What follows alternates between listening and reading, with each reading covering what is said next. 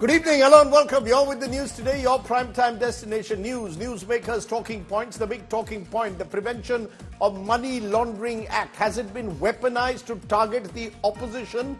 This on a day when Arvind Kejriwal, is he being taken out of the Lok Sabha campaign after he's sentenced to 15 days in judicial custody? We'll be joined by a top Supreme Court judge, among other guests. But first, as always, it's time for the 9 headlines at 9. Delhi Chief Minister Arvind Kejriwal will be lodged in Tihar's jail number 2 until April the 15th. ED claims Kejriwal alleged liquorgate accused Vijay Nair was reporting to Atishi and Saurabh Bhardwaj. Inside details of Kejriwal's Tihar stay, he's lodged in jail number 2, will sleep on a cemented slab with round-the-clock surveillance of his barrack. Sources say 6 people, including Mrs. Kejriwal, will be only allowed to visit him. Kachativu Island becomes a big political flashpoint. BJP claims Sri Lankan island was ceded to by Indira Gandhi government. Opposition hits out. Says Modi government raking up old issues for political gains, ignoring land which has been ceded to China. Big relief for the Congress Income Tax Department says it will not press for the recovery of the 3,567 crore penalty until the end of the Lok Sabha polls at least. BJP moves Election Commission against Rahul Gandhi over the Congress MP's EVM match-fixing claim. Says a frustrated Gandhi is stooping to new lows. Election Commission censures BJP's Dilip Ghosh and Congress Neta Supriya Shrineth for their derogatory remarks. Both Netas' election statements will be monitored now by the poll body.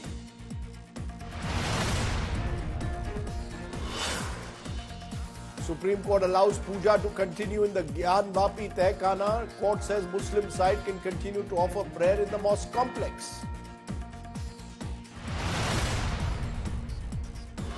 Indian stock markets begin their new fiscal year with a fresh all-time high. Sensex Nifty scaled fresh record high levels in intraday trading before settling in the green.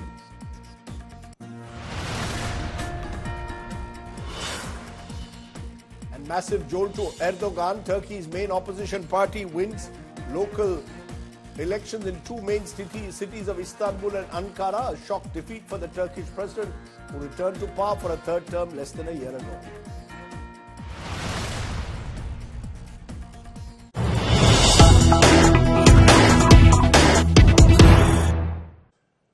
But the big story that we are breaking this evening, Arvind Kejriwal will spend his first night now in Tihar jail.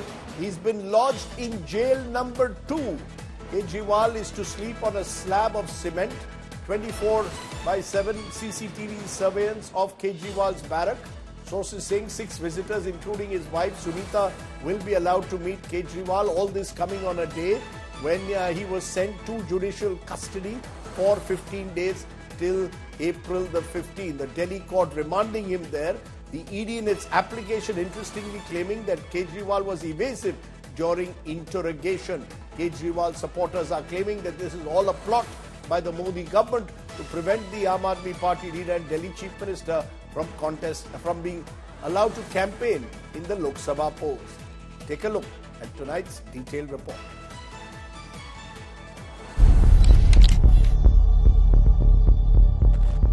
Delhi Chief Minister Arvind Kejriwal is jailed. A Delhi court on Monday sent him to 14-day judicial custody in the liquor policy case. The Enforcement Directorate produced Kejriwal in the Rouse Avenue court, presided by Special Judge Kaveri Baweja after his custody ended. Kejriwal was sent to Tihar jail after the ED sought judicial remand. In its application to court, the ED alleged that Kejriwal had provided false and contradictory evidence during their inquiry. ED claimed Kejriwal had evaded questions and had refused to disclose passwords to his digital devices. Furthermore, he allegedly labelled his own party leaders as confused. Kejriwal claimed that accused Vijay Nair reported to Atishi and Saurabh Bhardwaj and asserted that his interaction with Nair was limited. Stated your name in the case for the first time. Delhi Minister Adishi evaded questions on Kejriwal's claims. According to them, Mr. Kejriwal has made a statement. Arvind Kejriwal ji राजनीति में किसी को सामने नहीं आने देते। अब वो आतिशी जी को और सौरभ भारद्वाज को फंसाने जा रहे हैं, क्योंकि वो जानते हैं अगर वो बाहर रहेंगे वो मुख्यमंत्री बन जाएंगे, अरविंद केजरीवाल जेल में रह जाएंगे। Ahead of his court appearance, Kejriwal had criticized the Prime Minister's actions. Arvind ji पूरा इंडिया गठबंधन कल आपके लिए जुटा मामले में था, क्या कहेंगे? प्रधानमंत्री जी जो ये कर रहे हैं ये देश के लिए अच्छा नहीं है। Sunita Kejriwal, the Chief Minister's wife, accused the BJP government of seeking to incarcerate the AAP chief during elections. 11 दिन उनकी पूछताछ हुई है, पूछताछ पूरी हो गई है। अदालत ने दोषी नहीं कहा, उनको जेल में क्यों डाला है? लोगों का एक ही मकसद है, इनको चुनावों में उनको जेल में डालना है। देश की जनता इस तानाशाही का जवाब देगी। The BJP rejected the AAP charge, accusing Kejriwal of playing victim card. Those who try to portray the bogey of victimhood, I would like to underline that today's judgment of the court is based on the concrete evidences. Now it raises certain moral and constitutional questions. This is the dictatorship of Mr. Modi. 2,715 crores BJP extorted from industrialists using ED. Meanwhile, Kejriwal has made specific requests for his stay in Tihar jail. He has sought permission to take many books, including the Bhagavad Gita, Ramayana and Mahabharata. He also wants access to necessary medicines and a special diet. Kejriwal has requested a table and a chair to facilitate his work and personal activities. Several Aam Aadmi Party leaders, including Sanjay Singh, Manish Sisodia and Satyendra Jain, are already in Tihar in separate cells. With Kejriwal also sent to jail, AAP is facing an uphill battle to salvage its political fortunes in 2024 elections. With Munish Pandey, Shreya Chatterjee and Shrishti Ojha in Delhi, Bureau Report, India Today. And joining me now is the first of my special guests, Justice Madan Lokur, former Supreme Court judge, joins me at this moment. Appreciate your joining us, Justice Lokur. Let's turn to this Arvind Kejriwal case. The Delhi liquor policy scam, as it's being called, the investigations began in August of 2022.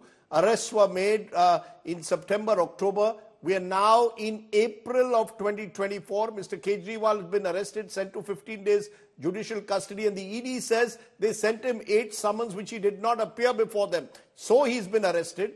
There are approvers there. They claim they will have a chain that will link Mr. Kejriwal, whom they call a mastermind. How do you see this case then? As a possible excess of power, abuse of power by the ED, or, as the ED is claiming, a necessary step to prevent money laundering and crack this case? Well, I think this is,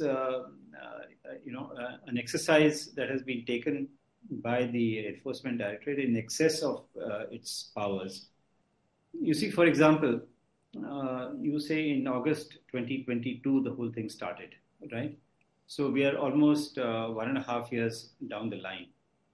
Now, is the Enforcement Directorate trying to say that, listen, we've not been able to complete the investigation in 1.5 years, in spite of the fact that they've put in Manish Sisodia inside for such a long time, all right? So what is it that is preventing them from completing the investigation?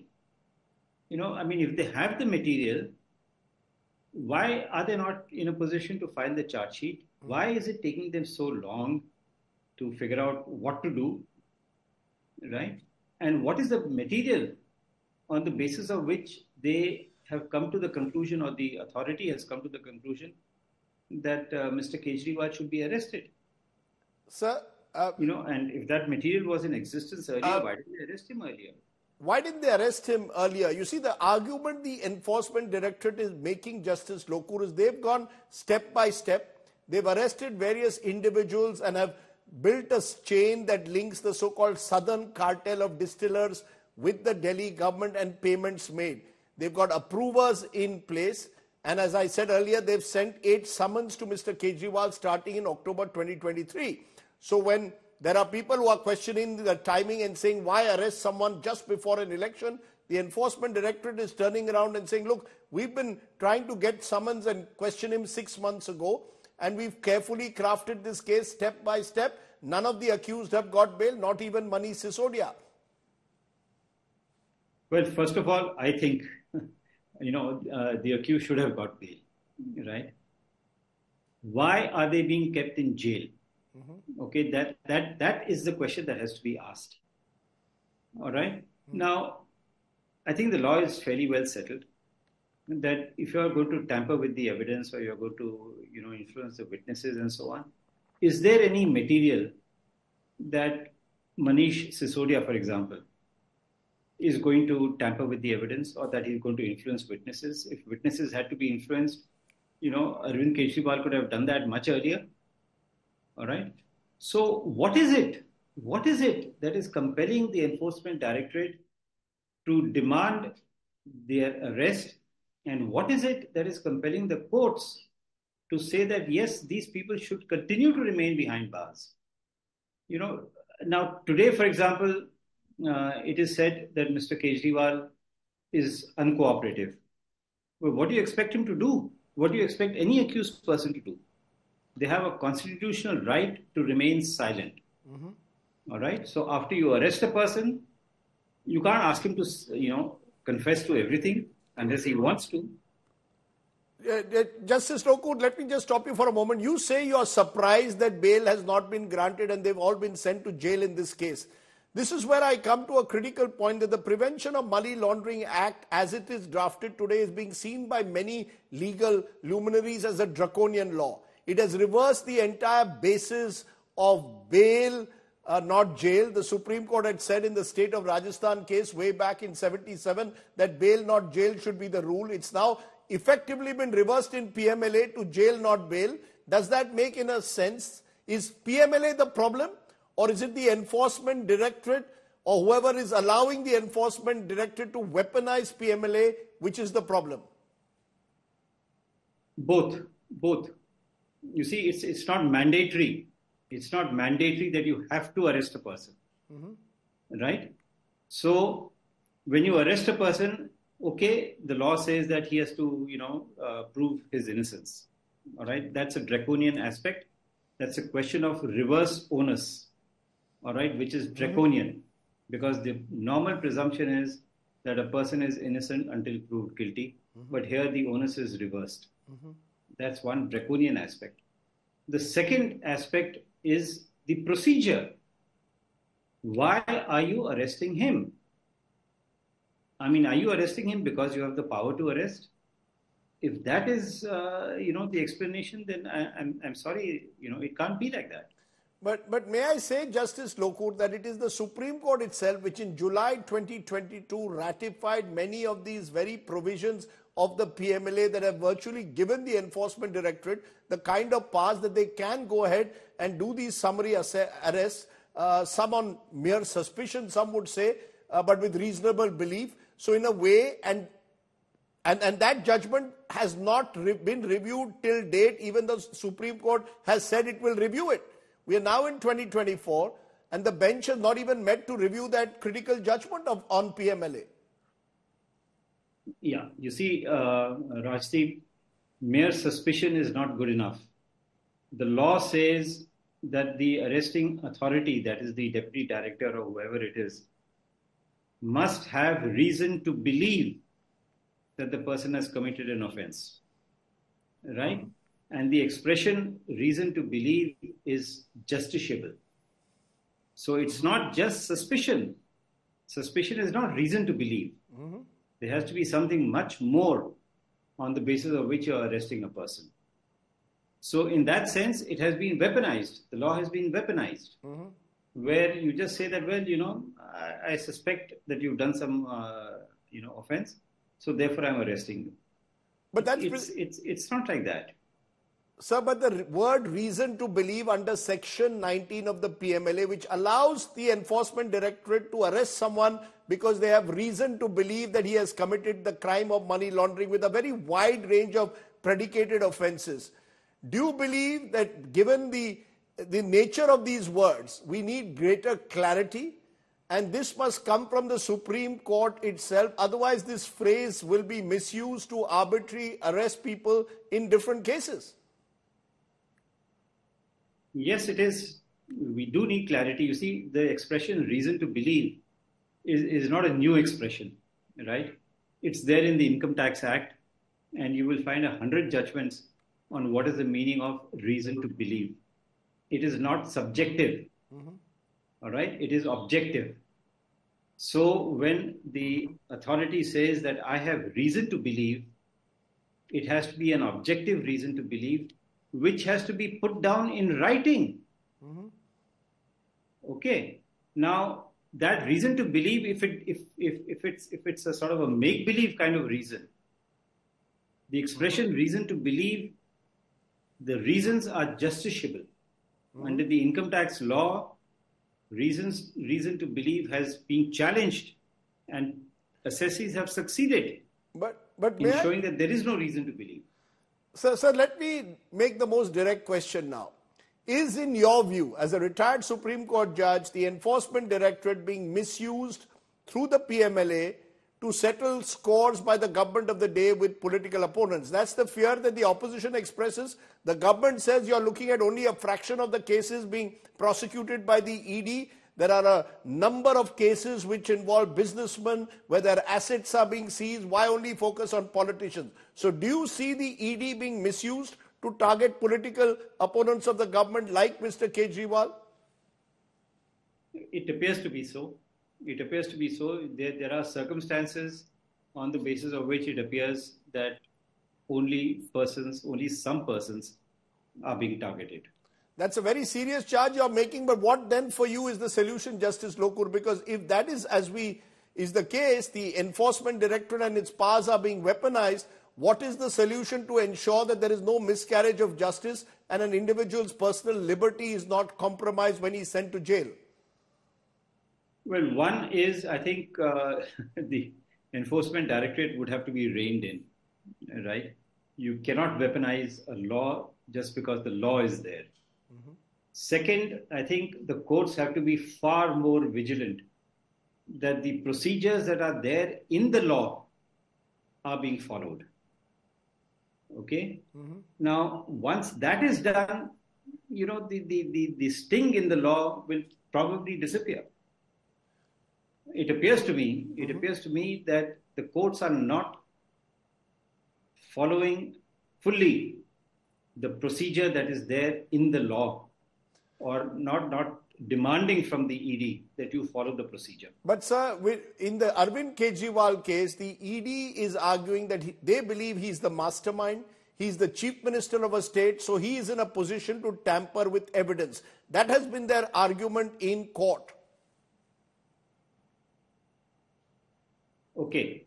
Now, the Supreme Court has also said that since you believe that a person is going to tamper with the evidence or the person is likely to influence the witnesses, it's not good enough. On what basis are you saying that you believe that this is going to happen? I mean, anybody can tamper with evidence, anybody can tamper with witnesses, right? So merely making that allegation is not good enough.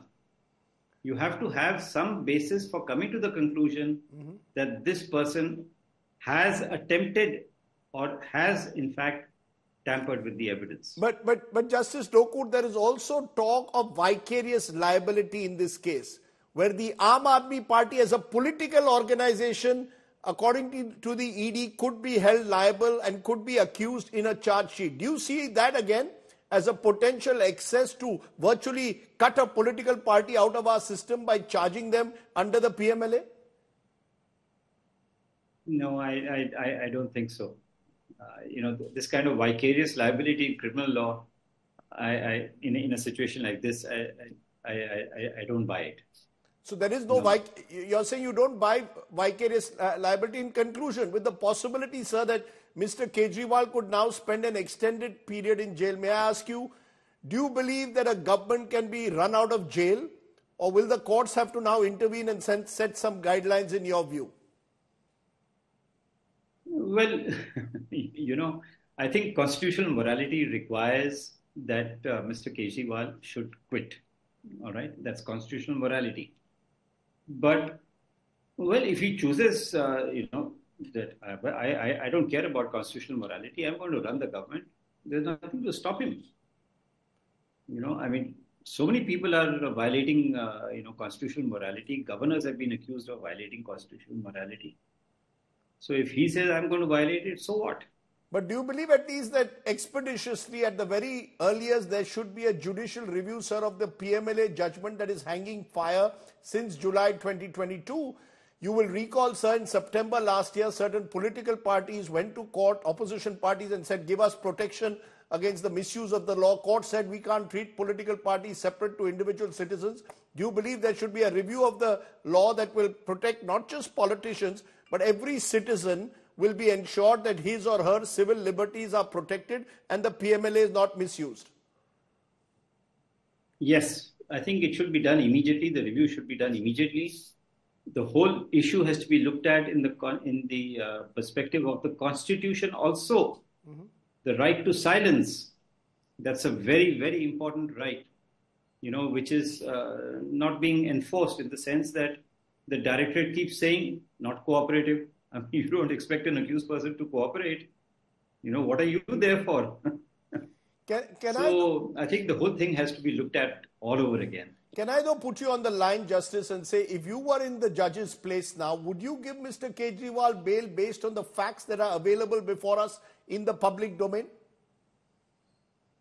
On the facts that are available in the public domain, yes, I think a strong case has been made out for bail. Yes. Mr. Justice Madan Lokur, yeah, but let me be clear about one thing. There might be something more which we don't know. All right. Mm-hmm.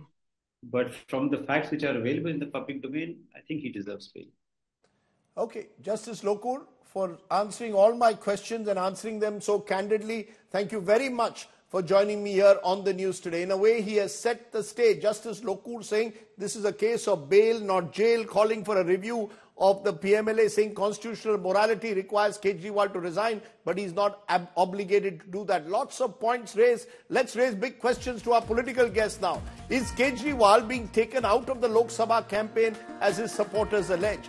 Can Kejriwal really function effectively from jail? Has the PMLA been weaponized to target political rivals of the government? Some of the questions that I will raise. Adil Singh Bopara is Congress spokesperson and lawyer. RP Singh is BJP spokesperson. Priyanka Kakkar is from the Aam Aadmi Party. Appreciate all of you joining us. RP Singh, you might have heard there Justice Madan Lokur saying, based on the facts of the case as they are available in the public domain, he thinks this was a case for bail, not jail. What was the necessity for arrest, particularly so many months after the original case was prosecuted?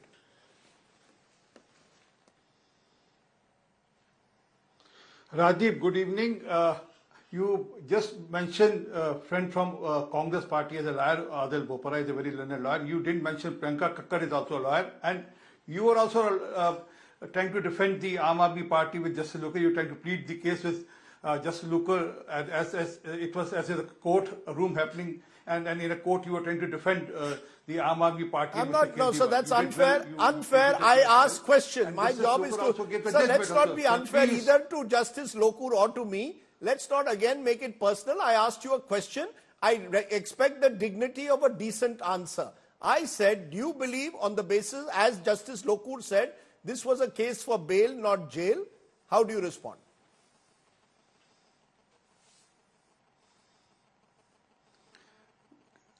Rajdeep, please don't push me to, let me answer what I have to say. You had your point of view. You don't, why do you take it personal? Your viewers, let viewers judge it. You know what you let your viewers judge it. Let viewers understand that you are trying to plead a case. So you virtually built up a courtroom here and you got Justice Lokur to say what you wanted him to say and then you pleaded the case. Let's accept it. You have certain soft corner for Aam Aadmi Party and Kejriwal and other parties. You have, nothing wrong in it. One can have agenda also as an anchor also. What's wrong in it? There's nothing wrong in it. But coming to the point, sir, Justice Lokur is not above law. If he feels so good about the case, let him go and plead this in the court, not in your studio. This is not for the studio to decide. And we don't know what all the ED has pleaded or what all ED has presented to the court. And on what ground the court has given 15 days jail to judicial custody to Mr. Kejriwal. I mean, who are we to decide on this? And you were talking about that can he tamper with the proofs? Do you remember that Rajshekhar Reddy's case where at midnight his office was broken and then all documents were, it was alleged that his files and documents were removed from his office. The vigilance department head, person was heading the vigilance department. So as a chief minister, he has a track record of such activities where the midnight raids are being done on the offices of the officers to remove the files or do away with the files, whatever. I mean, that is the allegation. But fact is that court has gone through everything. Court would have seen everything. Okay. And then court could have reasonable reasons to send him to jail. Otherwise, why will court send him to jail? Okay, so you're saying let's not question, let's not prejudge what the court has said. Let's go by the court's ruling.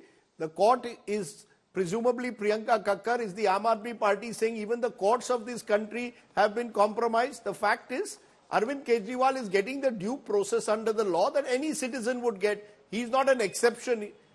He's not some, he cannot be given exceptional treatment simply because he's the Chief Minister of Delhi. According to the ED, they claim he's the mastermind of the alleged Delhi liquor scam. And they will eventually establish a money trail leading right up to him based on approver statements. Good evening to everyone, Rajdeep ji. Well, it's been 2 years and the ED does not know whether Arvind Kejriwal ji is an accused or a witness to date. It doesn't have a name in the ECIR or FIR. To date, there's been no trial. It's been 11 years that he's behind bars already based on 2 statements, based on 4 statements rather, but 2. Those were just those were statements. The other 2 were only about the personal secretary of Manish Sisodia ji saying that he was present in a meeting where Manish Sisodia ji gave certain documents to the secretary. Arvind Kejriwal ji was present in that meeting. That is the kind of statement they have implicated him on. Is that a ground enough for arrest of a sitting CM? Second, P. Sarath Reddy and Manguta Reddy and his son Raghava Reddy. Both of them gave several statements to the ED at the time when the son was arrested. Today, he's gotten a ticket, the father has gotten a ticket off from the TDP in Andhra Pradesh. This person turned an approver, Sarkari Gawah, in the case after much duress and pressure, which will come to light. And his statement is also to the fact that Arvind Kejriwal ji said, meet Vijay Nair, and that is it. That is not a statement enough for arresting a sitting CM. These are 3 and 4 statements. The 4th statement is of P. Sarath Reddy, who turned an approver, gave 60 crores to BJP, and then turned an approver and got his bail. See, these are the kind of statements. So you're saying, okay, Rajdeep, this is wrong. Let Sardar RP.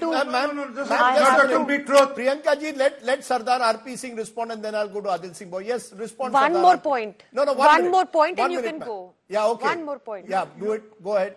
You are missing on one more point. Yes. So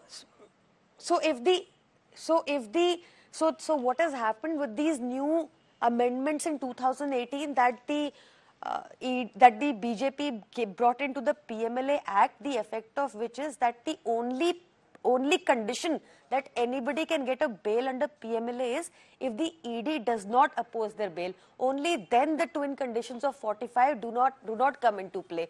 So this is the entire khel that the BJP not quite. The accused has to show that there is no offence made out. That is what the bail provision is. And that's that reverses the provision. No, ma'am, it doesn't mean that if the ED opposes the bail, the court has to. No, please do not mislead the audience.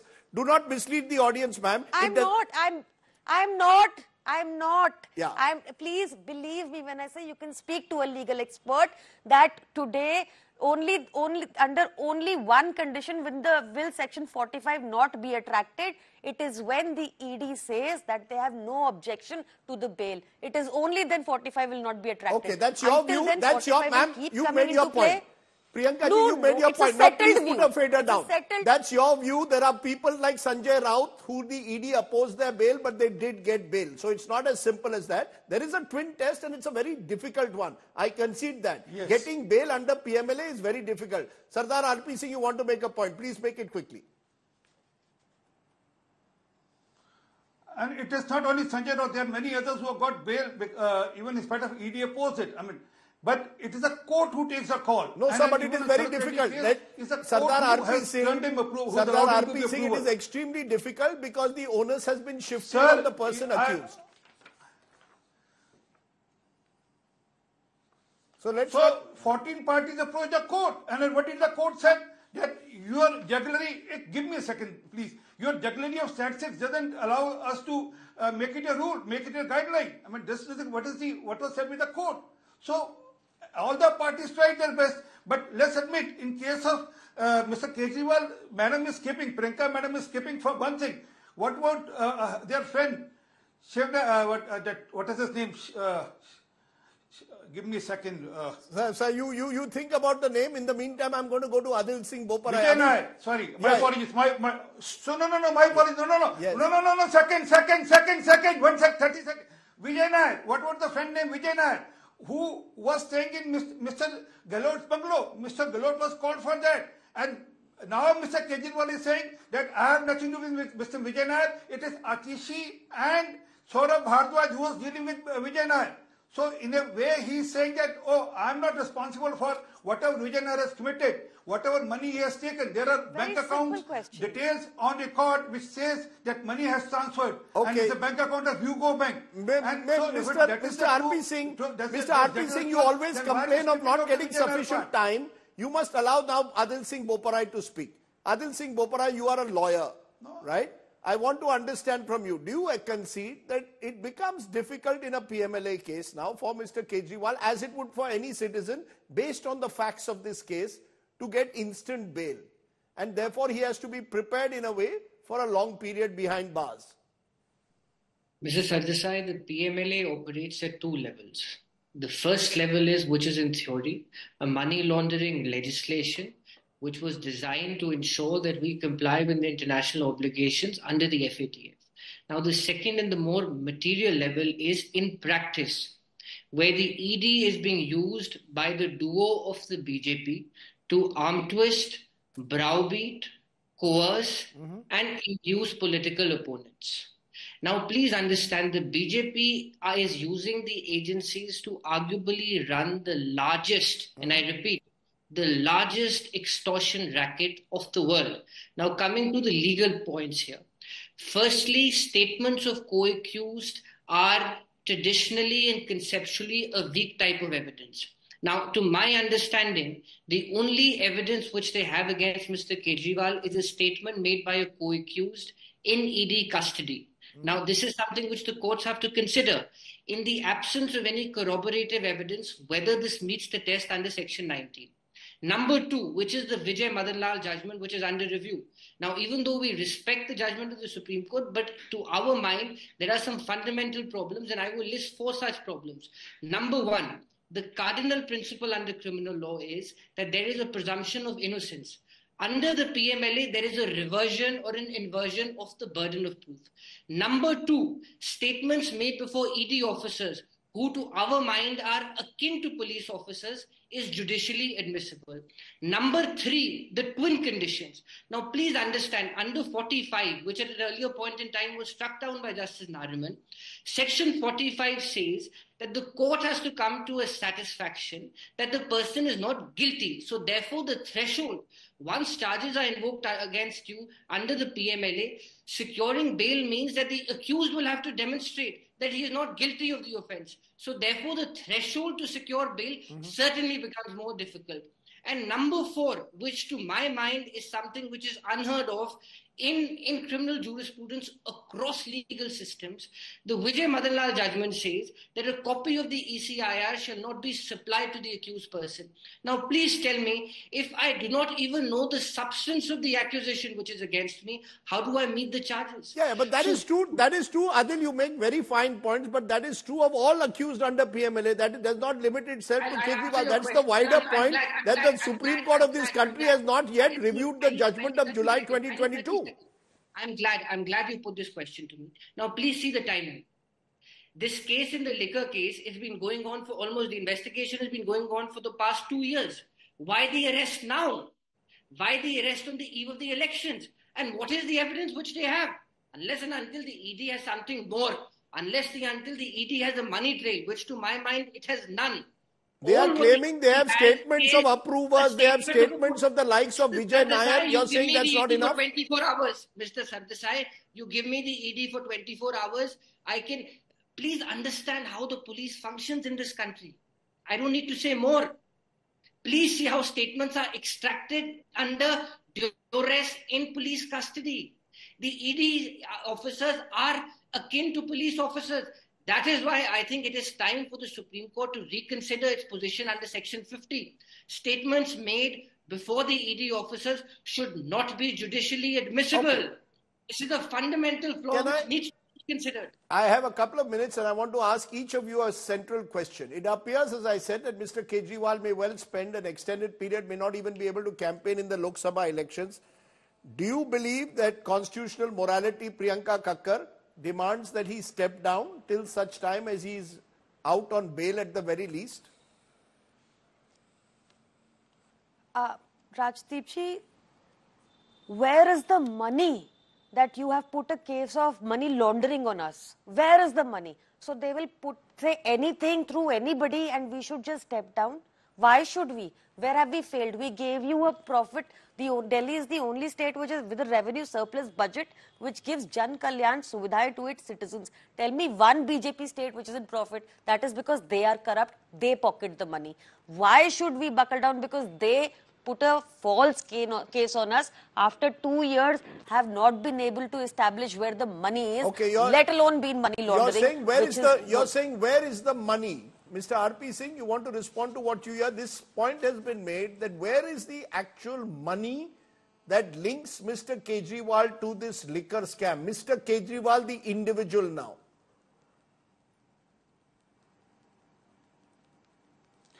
Well, Rajiv, for this state has been, Delhi has been in profit or in advantageous state since 1993, not now because of them. I mean, this is a wrong perception they are trying to create about that they have brought probably state into profits. Secondly, as for money trail, court has categorically mentioned something like 335 crore rupees money trail, which court has, is a court observation that there is a money trail without money Sosodia, and court has upheld that. One. Secondly, no, so the court, sir, I must correct you now. I must correct you. At no stage has the court, sir, the court has not said that Manish Sisodia, the individual, has got the money or Kejriwal. That's why I mentioned individual. The court says, court has not mentioned about specific individuals having got the money. Yes, sir. But court has said that there is a money trail. Give me a second, Rajiv, please. I mean, you said something. Let me answer that. The court categorically said there is a money trail in whether it's Manish Sisodia. And if you want, I'll send you the complete details of the court observation. One. Secondly, yes, as for money trail, Rajinder Singh Solanki, one of the candidates in, give me another 5 seconds. Rajinder Singh Solanki, one of the candidates in Bartoli in Gujarat, was caught red-handed with money, some 20 lakh rupees.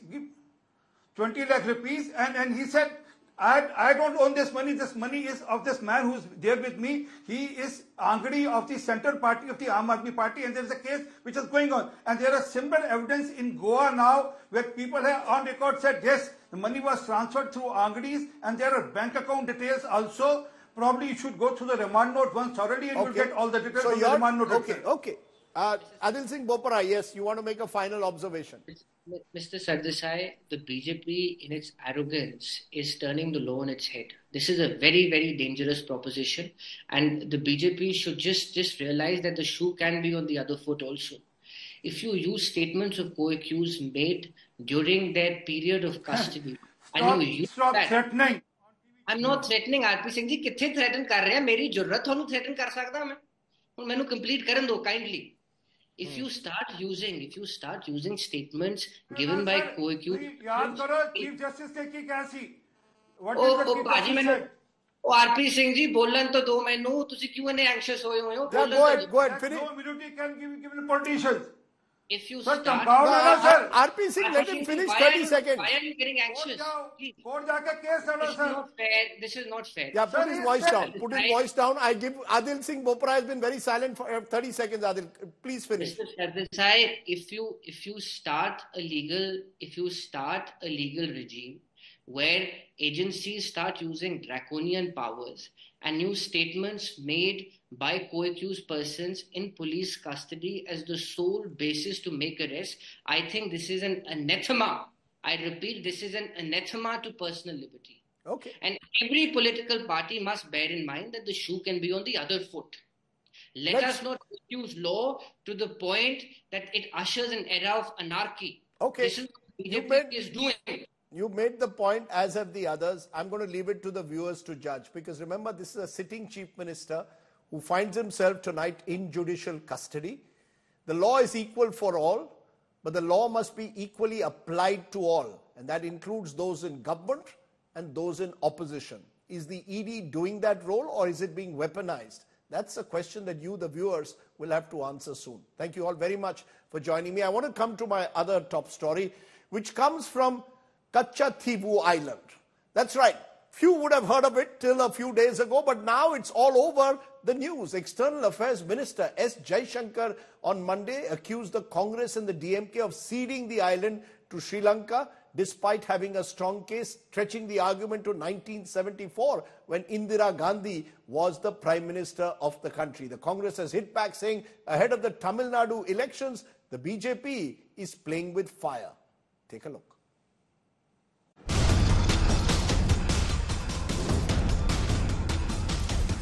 Political row over Kachativu Island escalates. External Affairs Minister S. Jaishankar on Monday launched a scathing critique of the Congress and DMK, claiming the island was ceded to Sri Lanka during Indira Gandhi's tenure. Jaishankar emphasized India's long-standing historical claims to Kachativu and alleged the Congress had dismissed it as an island of little importance. Whether it was Pandit Nehru or whether it was Indira Gandhi, this very dismissive attitude, this little rock, this small island of no importance, this was the historic Congress attitude towards Kachativu. The controversy erupted after an RTI reply to Tamil Nadu BJP chief Annamalai said that the transfer occurred in 1974. It claimed then Tamil Nadu Chief Minister M. Karunanidhi was informed about the decision. The RTI reply shed light on Prime Minister Nehru's stance on the matter, as he deemed the island of little strategic importance. Prime Minister Narendra Modi cited the RTI response to target the opposition at a rally in Meerut on Sunday. Congress ने 4-5 दशक पहले कह दिया कि ये द्वीप तो गैर जरूरी है। ये कांग्रेस के लोगों ने, इंडियन अलायंस के साथियों ने मां भारती का एक अंग काट दिया। 2015, the opposition hit back at the BJP. Shiv Sena UBT MP Priyanka Chaturvedi tweeted an earlier RTI reply by the Modi government in 2015, which stated that the island was neither ceded or acquired. I'll only go by the RTI statement that was responded to by the Ministry of External Affairs. Neither the Kachativu Island has been acquired or ceded by India. So that clearly shows that there has been a shift in stance from 2015 to 2024 by Indian government, and that is unfortunate. Today, Prime Minister is using it for his political narrative, for his political gain to get a few seats in Tamil Nadu. The Congress and DMK accused the BJP of raking up old issues for political gains. Why are you raking up something after 50 years? Why are you not talking about what happened in the last 2-3 years? For the past 10 years, the government is run by the BJP. and Jaishankar is the external affairs minister. Had he ever, and our leader had written many letters to him, he himself accepts that he had sent 21 letters to my CM. Has he ever stated that they will go have a talk with the Sri Lankan government and take back Kachativu? Tamil Nadu is crucial for the BJP to meet their target set for the NDA to win 400 Lok Sabha seats. Will the Kachativu issue give the BJP the momentum it is looking for in the southern state? Bureau Report, India Today. Let's try and get an explanation of this issue away from the political noise. Joining me now is Ambassador Ashok Kanta, former Indian High Commissioner of India to Sri Lanka. Appreciate your joining us, Mr. Kanta. As you see this political war taking place over Kachativu as a diplomat, what is your sense? Is this a wise thing to have a contentious issue playing out like this years later in the political domain? I would not like to comment on politics of the issue, but there has been a clear understanding between India and Sri Lanka dating back to 1974.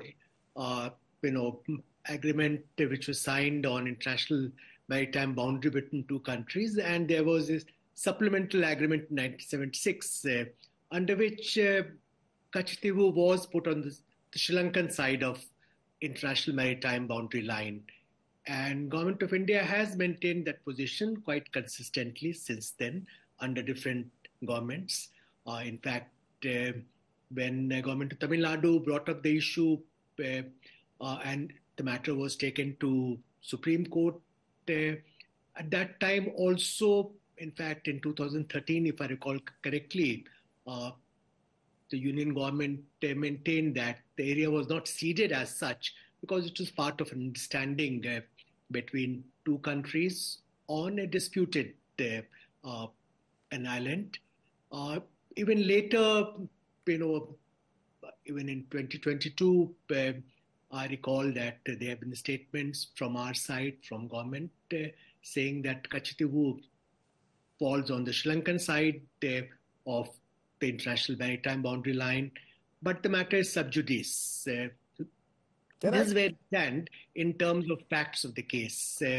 Can I just stop you for a moment to follow up what you just said, Ambassador Kanta, which was that the MEA's response to an RTI query on Kachativu in 2015, where it said that this agreement did not involve either acquiring or ceding a territory belonging to India, since the area in question had never been demarcated. Under the agreements, the island of Kachativu lies on the Sri Lankan side of the India-Sri Lanka maritime boundary line. How do you see it in that way? Was land ever ceded, or is that a misnomer? No, in fact, as I mentioned, Union government in its intervention in the matter before the Supreme Court in 2013 also took that position that there has been no ceding of territory because, as part of a boundary, discussion, demarcation exercise, this area was found to be on the Sri Lankan side. That was the understanding reached between two countries. But, Rajdeep, there's a larger issue involved here, that when it comes to Kachativu, there has been a consistent position taken by Government of India that we should not reopen the issue. And the agreement also, the two agreements of 1974 and 1976, they do not quite provide for reopening of international maritime boundary line agreed upon between two countries. Besides, there have been other cases as well where we have taken certain positions, for instance, with regard to IMBL with Bangladesh. You are aware of Permanent Court of Arbitration giving certain award in July 2015, which largely went in favor of Bangladesh, and we accepted that award, even though later in 2016, China did not accept the Permanent Court of Arbitration award when the Philippines took the matter related to South China Sea to that platform. Likewise, when it comes to land boundary with Bangladesh, you're aware that we agreed on exchange of enclaves, even though in terms of number of enclaves and area involved, this to some extent favored Bangladesh. I think these are positions we take as part of negotiations, and by and large, we maintained continuity in position of government to India, even if there is a change in government. For instance, Mr. Vajpayee, when the agreement was signed in 1974, he took a very strong position in Parliament in opposition to the agreement. But when he was Prime Minister, I don't recall his government reopening the issue at that point of time. Am I right? Therefore, you're saying don't reopen the issue? Are you saying let's not reopen it, let sleeping dogs lie in a way? Yes, as far as the boundary is concerned, or international maritime boundary line is concerned, we should not be reopening the issue. But there are some practical questions which can be discussed with Sri Lanka in a friendly manner. For instance, fishing rights in areas in proximity of Kachtivu. That is possible, and that scope is available within existing agreements as well.